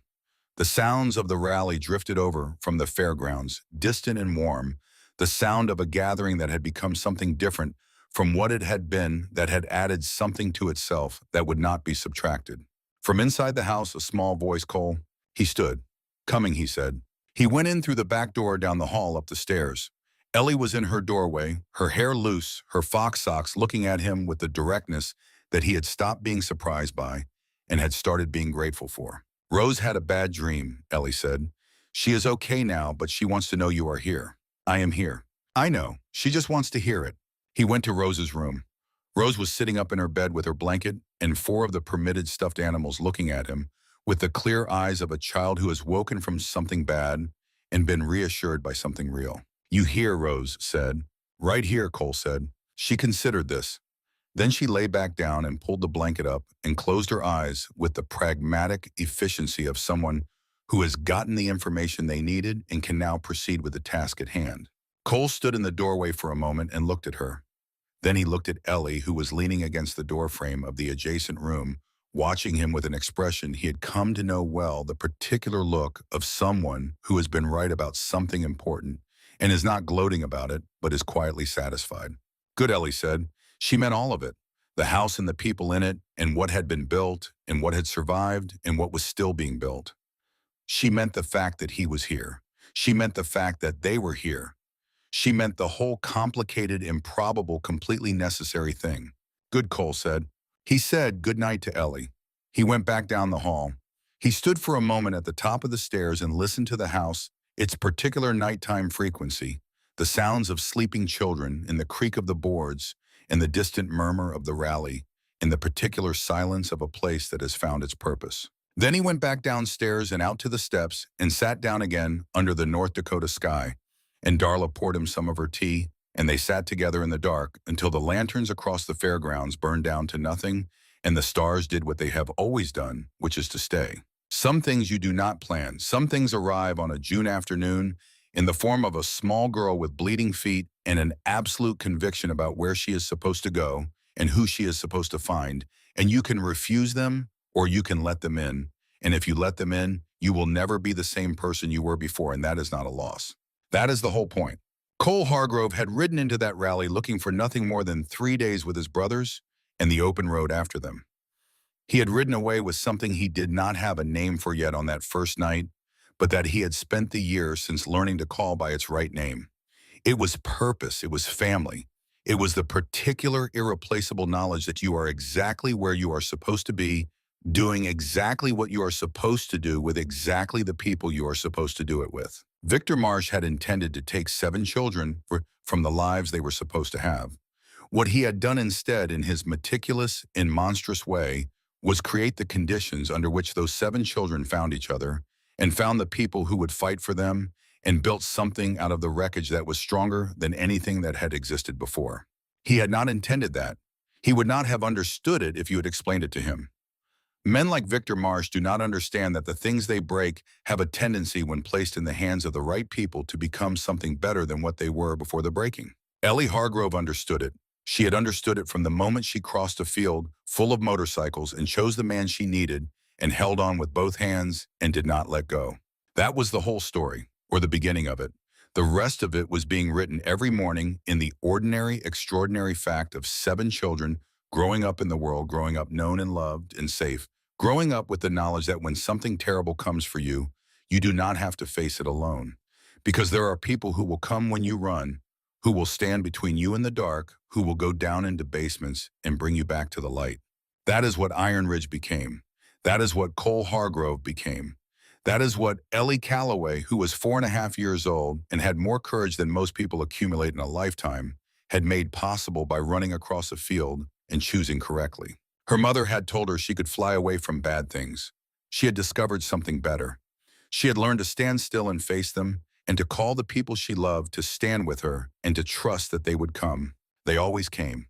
There were things that happened in the weeks after the rescue that nobody wrote down in any official report, because they were not the kinds of things that belong in official reports. They were the kinds of things that happen when human beings, in proximity to each other, having survived something together, begin the slow and unglamorous work of putting themselves back into shapes that can function in an ordinary world. Noah stopped sleeping for 4 days after his father arrived. Not because he was afraid, because he was not afraid anymore, and his body had forgotten how to rest when it was not alert. His father sat beside his bed for all 4 of those nights, and on the 5th night, Noah slept for 11 hours. And when he woke up, he asked if he could have pancakes, and his father made them badly, and Noah ate every one. Sophie did not speak for 3 days after her aunt arrived. She communicated in other ways, in the direction of her gaze, and the pressure of her grip, and the way she positioned herself in rooms, always with a wall at her back and a clear line to a door. On the 4th day, she said in the middle of a breakfast that had been otherwise completely silent, "I like orange juice better than apple juice." Her aunt, who had been trying for 4 days to figure out what to say, said, "I will remember that." And after that, they were all right. Amy would not be alone. Not for any amount of time and not for any reason. She followed her brother from room to room with the focused attention of someone tracking a resource she is not yet willing to trust as reliable. Her brother understood this without needing it explained. He installed a bell above his bedroom door so she could hear him moving at night. He carried his phone with the volume up so she could always call. He did not make a production of any of it. He simply arranged his life so that she was never without access to him. And after 2 months, the radius of her comfort began to expand. And after 4 months, she slept through the night in her own room for the first time. And she woke up and came and told him about it, like it was news, which it was. Jack did not cry for a long time. He was 6 years old, the oldest of the children, and he had spent months in the basement, being the second oldest, the one who helped Mia keep the younger ones calm when they panicked in the dark. He had been very good at it. He had gotten so good at it that he had not left himself any room to fall apart. His grandfather understood this because he had been 6 years old once himself at a time in his life when falling apart was not something he had been permitted to do either.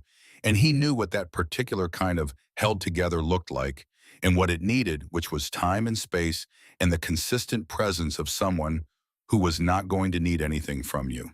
He gave Jack time. He gave him space. He was there when the falling apart finally came, which was on a Sunday afternoon, 6 weeks after the rescue, watching a baseball game on television. A completely ordinary Sunday afternoon, with nothing difficult in it, and Jack just came apart quietly and without warning, and his grandfather held him and did not say that it was going to be okay, because it was already okay. Jack was already safe, and what he needed in that moment was not reassurance but permission. Permission to feel what he had been holding since the basement. Permission to be 6 years old and scared and sad and real. They stayed on the couch for a long time after. The baseball game ended, and neither of them moved to change the channel, and eventually Jack fell asleep against his grandfather's shoulder, and his grandfather sat very still, so as not to wake him, and the Sunday afternoon went on being ordinary around them, which was the best thing it could have been. Darla conducted her sessions in the kitchen, mostly because kitchens are the rooms where people are least on guard, where the business of ordinary life happening around the conversation makes the conversation itself feel less like a performance and more like a thing that is just occurring. She saw each child individually and sometimes in pairs and sometimes all together, and she worked not from any fixed protocol, but from 30 years of learning what a specific child in a specific moment needs, which is almost never what any protocol would suggest. She had a particular gift with Rose, who was the youngest and the least verbal, and the one whose inner life was most opaque. Rose did not respond to directed questions and did not respond to invitations to draw pictures and did not respond to the various structured approaches that Darla had used successfully with other children of her age and situation. What Rose responded to was proximity and routine. She responded to the same cup in the same chair in the same sequence of morning events in the same order every day. She responded to Ellie, which was not something Darla could manufacture, but was something she could use. And so she did her work with Rose often in Ellie's presence. The two of them building blocks or doing simple puzzles, while Darla sat at the table and talked about nothing in particular, and occasionally something real would surface in Rose's commentary on the blocks, or the puzzle pieces, and Darla would follow it gently without making it a thing, and slowly over weeks, Rose's inner life became less opaque, not transparent, but less opaque, and what was inside it was not as damaged as Darla had feared, and was more intact than she had dared hope. Children, Darla had learned in 30 years, are not fragile. They are not invincible either. They are somewhere in between, which is a harder place to be because it means that some things break them and some things do not, and you cannot always tell in advance which is which. What you can do is be present. You can be consistent. You can be the thing that stays while other things change, and you can trust that the staying itself is the work. Iron Ridge stayed. That was what it did.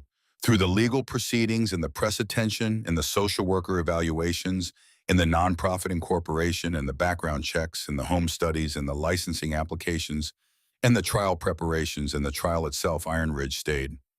The men in their leather jackets showed up every day and did what needed to be done, which was sometimes dramatic and was usually not, which was sometimes important and was more often just necessary, which was sometimes the kind of thing that people write stories about and was mostly the kind of thing that people do without thinking about it because it is simply who they are. Cole was who he was. He had not changed. He was still the man who made his decisions based on what was true and what was necessary and what his word was worth, who did not take shortcuts with any of those things, who believed in the people around him with the specific belief that comes from having watched them hold up under pressure over a long period of time.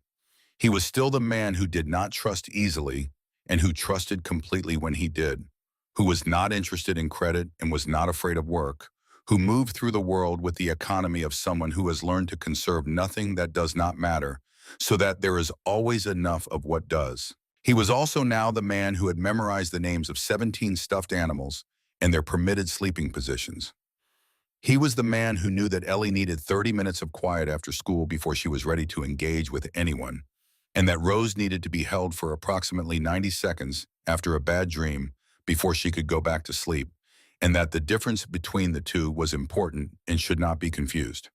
He was the man who knew that the Fox socks were the preferred socks and that running out of them constituted a minor emergency, and he had accordingly purchased 4 additional pairs from the same manufacturer and stored them in the laundry room so that this particular emergency would not recur. He had not expected to become this kind of man. He had not expected a great many things that had happened to him in the last year, and he had learned slowly and with the resistance of someone who had spent 4 decades being certain about what he knew, that the unexpected was not a threat to be defended against, but a fact of the world that could be engaged with honestly, and that honest engagement with the unexpected was how people grew. He was growing. At 43, he thought about this sometimes, and it seemed to him not embarrassing, but simply true in the way that many true things are not what you would have predicted and are better for it. Margaret Alvarez filed the adoption petition 3 months after the trial concluded. She filed it in a form that she described as bulletproof, meaning that she had anticipated every possible objection and addressed it preemptively, and that anyone who wanted to challenge it would need to work very hard to do so and would fail. Victor's legal team filed an objection because they were being paid to file objections and had not yet been told to stop. The objection was addressed at a hearing that lasted 45 minutes and resulted in the objection being dismissed. The home study was conducted by a social worker named Patricia, who arrived at the Iron Ridge house on a Tuesday morning and spent 4 hours walking through rooms and talking to children and reviewing documentation and observing interactions. She took copious notes. She was professionally neutral throughout. When she left, she shook Cole's hand and said, "I will submit my report by the end of the week." Her report was positive. It was thoroughly and specifically positive. The kind of positive that leaves no room for reinterpretation. The kind of positive that reflects not the performance of a home that is trying to appear suitable, but the actuality of a home that is doing the work of being a home. The hearing before Judge Holloway was scheduled for a Thursday in October, 4 months after the trial. Cole wore the cleanest clothes he owned, which were not the kinds of clothes that most people wear to courthouse hearings, but were the best expression of respect that he had available to him. And he sat at the table beside Margaret and answered the judge's questions directly and honestly. And when Judge Holloway asked him what he understood about the responsibilities he was taking on, he said, "I understand that it is permanent, that it is not a thing you do because it is the right thing in this moment, and reconsider when the moment changes. That these children are going to grow up and become people I will not always understand and will not always agree with and will love without qualification through all of it. I understand that I am promising that." Judge Holloway looked at him for a moment. Then she looked at Ellie, who was sitting with Darla in the gallery and who was looking back at the judge with the directness she brought to everything. "Ellie," the judge said, "is this what you want?" Ellie considered the question with the seriousness it deserved. "Yes," she said, "I chose him. On the day I ran, I saw everybody and I chose him." The judge turned back to Cole. "I think she did," she said. "She signed the papers." Ellie Calloway became Ellie Hargrove on a Thursday in October in a courtroom in Harlow, North Dakota, before a judge who had also denied a monster the thing he had wanted and had issued the order that had protected these children while the slow wheels turned. Rose became Rose Hargrove on the same day, in the same courtroom, with the same judge. And when it was done, Ellie took Rose's hand and looked up at Cole and said, "Now we are the same." They went out to the parking lot where Tommy and Preacher and Flint and the rest of them were waiting because they were not permitted in the courtroom due to numbers, but had declined to be anywhere else. And Suni Weston was there with a cake she had made that morning, and Mia was there, and Noah's father, and Sophie's aunt, and Amy's brother, and Jack's grandfather, and all the various people who had come to constitute the world that these children lived in. And they stood in the parking lot of the Harlow County Courthouse on a clear October morning and ate cake and did not make speeches because none of them were the kind of people who made speeches, and the thing they were celebrating did not require words. It required exactly what it had. The months after the adoption had the quality of ordinary life, which is the rarest and most valuable quality there is. Ordinary life, the school year starting, and Ellie's opinion of her teacher evolving from cautious to approving over the course of 3 weeks, as the teacher demonstrated sufficient competence with blocks. Ordinary life. Rose learning to ride a bicycle in the driveway with a patience for falling down that Cole found both admirable and alarming. Ordinary life, the argument over the television remote that lasted for 30 minutes and was resolved by Tommy, who arrived at the house for dinner, looked at the situation and said flatly that they were watching the game and everyone was going to be fine about it, and everyone was. Ordinary life, the first parent-teacher conference Cole attended, which he went to in his leather jacket because it was what he had, and because he had decided a long time ago that apologizing for who you are is a waste of everyone's time. And the teacher, who was a practical woman, looked at him and looked at Ellie sitting beside him and said, "She is the most confident child I have taught in 15 years. What are you doing?" And Cole said, "Listening to her." And the teacher wrote something down. Ordinary life, Rose's first words she did not know how to say, and asked Cole to explain which was injustice, which she had heard Suni Weston use in a conversation about a parking ticket, and had decided was an important word because of how Suni said it. Cole sat with Rose for 20 minutes and explained injustice, and Rose said, "Like what Victor did." And Cole said, "Yes, exactly like what Victor did." And Rose said, "Okay." and went back to her stuffed animals. Ordinary life, Ellie's fourth birthday, then her fifth. The parties that were less parties and more organized chaos with a cake at the center, surrounded by the people who had become her world. The bikers and the families and the grandmother 2 blocks away, and the social worker who had started dropping by unofficially, and the FBI agent who sent a card, and the judge who sent flowers, the whole constellation of people who had been pulled into orbit by the gravity of one small girl who had run across a field and chosen correctly. Ordinary life rose asking one evening whether she could call Cole Dad. Not Daddy, she specified. Dad. Cole was quiet for a moment. Then he said, if that is what you want. And Rose said, it is what I decided. And that was that. Ordinary life the night Ellie woke from a dream about Portland and came to Cole's room. Not crying, but needing to be near him, and sat on the edge of his bed and said nothing for a long time, and then said, I think she would have liked you, meaning Jennifer, meaning her mother. And Cole said, I hope so. And Ellie said she would have. She was good at knowing who to like. She chose you for me before she knew she was choosing. And Cole did not say anything after that because there was nothing to say after that, and Ellie seemed to understand this because she went back to her room and slept without dreaming for the rest of the night. The rally came back around the way it always did, and the summer before it was different from the summer a year before in ways that were both large and small. Large Victor Marsh was in a federal facility where he would remain until he died, and the 7 children who had survived him were alive and growing and had people who loved them. Small Ellie had learned to ride a bicycle, and Rose had developed a new system for the arrangement of her stuffed animals, and Tommy had grown a beard that Cole refused to comment on. Preacher set up his laptop at the main table of the clubhouse on the evening before the rally opened and ran the same searches he had run a year ago, because someone had to, because the world had not become less dangerous just because one predator had been removed from it. Because this was the work, now the quiet ongoing work of paying attention to the things that others had stopped paying attention to, and Iron Ridge had decided that this was part of what they did. 2 names came back that evening, not cases connected to Victor, different situations, different states, different circumstances.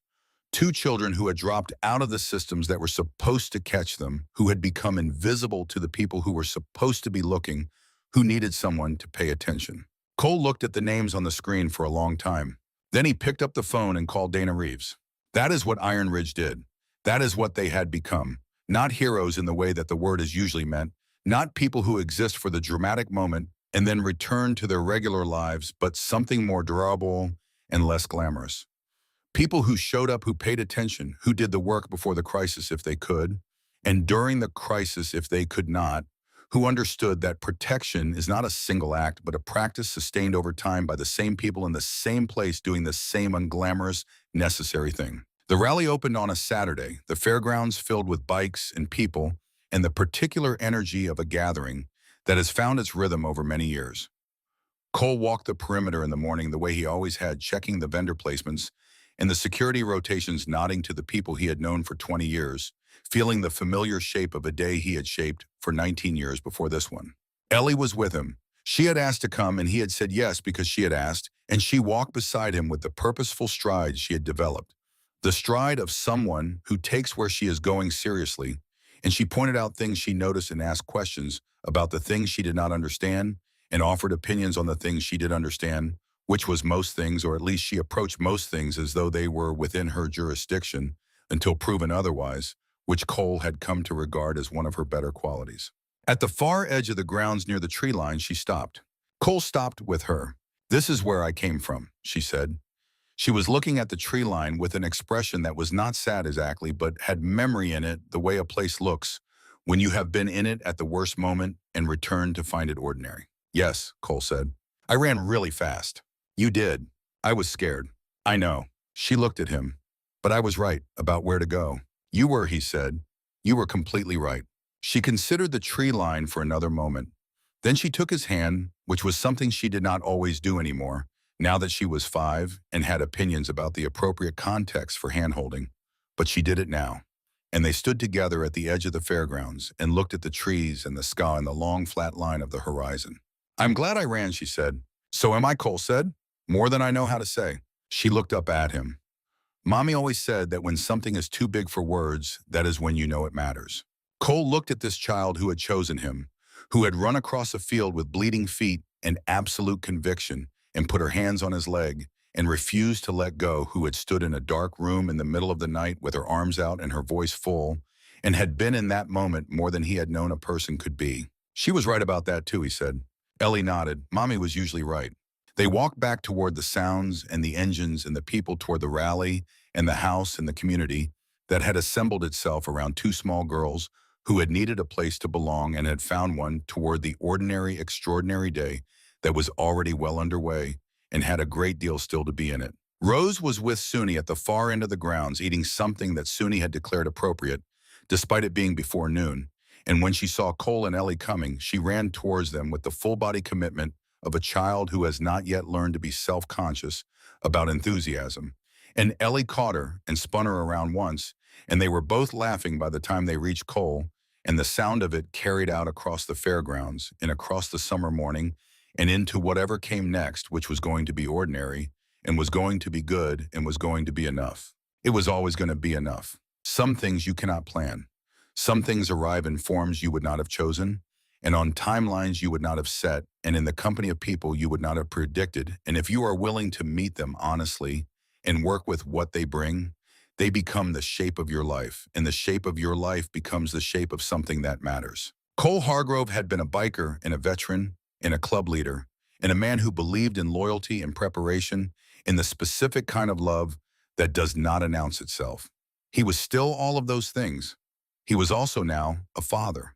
He was also now the person who had built something that was still being built, that would be built long after any particular morning on the edge of a fairground that had taken on a life of its own and would continue to take on life as long as there were people willing to do the work of paying attention and showing up. Ellie had started it. She had started it by running toward him with the absolute certainty of someone who has made a calculation and is executing it by choosing him before he had chosen anything, by trusting him before he had earned it and giving him the chance to earn it afterward. That was the gift, not the story, not the outcome. The chance to be the person that a 3-year-old with bleeding feet and more courage than he had ever seen believed he could be. He had tried to be that person. He thought mostly he had managed it. The motorcycles were running, the summer was long. Rose was demanding to be put on Cole's shoulders so she could see over the crowd, and Ellie was explaining to a vendor 3 booths away why the placement of his merchandise was suboptimal and how it could be improved, and Tommy was laughing at something that Preacher had said, the big laugh that came up from somewhere deep and made everyone within range want to know what was funny. Suni Weston was organizing people who had not asked to be organized and achieving results with them anyway. Mia was somewhere with a book because she was always somewhere with a book now that she had discovered the library, and Jack and Noah were probably arguing about the card game with the rules that kept changing, and Sophie and Amy were almost certainly together because they had become the kind of friends who gravitate toward each other's presence without needing to plan it. All of it was real. All of it was happening. All of it had come from one morning at a rally a year ago when a child ran across a field and a man put his hand on her shoulder and did not let her go, and everything that followed had followed from that. Cole put Rose on his shoulders. She grabbed his hair for balance and looked out over the crowd with the satisfaction of someone who has achieved an excellent vantage point. Horses, Rose said, meaning the motorcycles. Horses, Cole agreed. He walked with her through the fairgrounds, through the sound and the heat and the particular smell of engine oil and summer grass, and the kind of living that happens when people who have chosen each other gather in a place they have made their own. And it was a good morning, and it was going to be a good day, and the days after it were going to be ordinary and imperfect and full of the specific, irreplaceable texture of a life that is actually being lived by the people living it. That was enough. That was everything. There was a thing that Darla said in one of her sessions, not to a child, but to Cole in a moment when he was struggling with something he could not name precisely, and she was being the kind of therapist she had learned to be, which was the kind who knows when to speak and when to simply stay. She said the hardest part of doing something this large is not the doing of it. The hardest part is continuing to believe in the ordinary moments that the large thing was real and that it mattered, and that the ordinary moments are not a betrayal of it, but the whole point of it. Cole had thought about that a lot.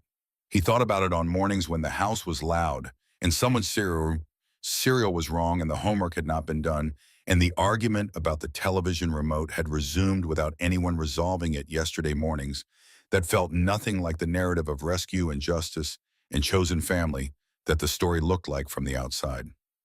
He thought about it on evenings when he was tired in the specific way that comes from caring very much about things that require constant attention when the weight of what he had taken on was present and heavy and not glamorous in any way. On those mornings, on those evenings, he reminded himself of what Darla had said. He reminded himself that the ordinary moments were not a betrayal. They were the whole point. They were what he had fought for, not the dramatic confrontation in the dark room at the end of the East Corridor, not the verdict read in a quiet courtroom, not the papers signed by a judge. Those were events. They were real and they mattered, but they were not the life. The life was this cereal and homework and the television remote and the specific laugh that Rose had developed, the one that started in her chest and came out surprised as though she had not expected herself to be that happy and was delighted by the discovery. The life was Ellie explaining something to someone with the focused certainty of a person who has decided they are the expert on this particular topic, whether or not anyone is asked. The life was Tommy at the table arguing about burgers and Suni 2 blocks away, running her apartment like a small nation with a population she had decided she was responsible for, and Preacher on his laptop paying attention to the databases because someone had to, and he had decided it was going to be him. The life was all of it, the whole complicated, ordinary, irreplaceable thing. Cole had spent 20 years with Iron Ridge looking for something he could not name. He had ridden across enough states and through enough years and alongside enough brothers to know that the thing he was looking for was not in the miles. It was not in the speed or the wind or the particular freedom of an open road with nothing scheduled at the end of it. Those things were good. He did not regret any of them. But they were not the thing. The thing was purpose. The thing was being necessary. The thing was knowing when you woke up in the morning that the day required something from you that only you could provide, and that you were capable of providing it, and that the providing of it made a difference to someone who could not have made it without you. He had that now. He had it every morning. He had it in the form of 2 small girls who had chosen him, in the form of a community that had grown up around that choosing, in the form of work that was never finished and never boring and never less than completely real.